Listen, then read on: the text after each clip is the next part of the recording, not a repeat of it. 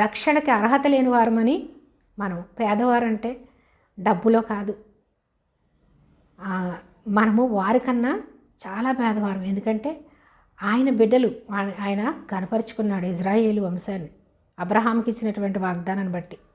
వాళ్ళ మనోనేత్రాలు మూస్తే తప్ప మనకు రక్షణ రాదు. కాబట్టి వాళ్ళందరూ మనోనేత్రాలు మూసివేసి మెస్సీ ఇంకా వస్తాడని ఎదురు చూస్తున్నారు. మెస్సీ వస్తే ఆ మెస్సీ ఒక ప్రవక్త అని చెప్పి వాళ్ళందరూ ఏం చేశారు, అబద్ధ బోధ చేస్తున్నావు, నువ్వు తండ్రి కుమారుడువా నువ్వు అని చెప్పి యేసుప్రభు వారిని సిలువేసేశారు.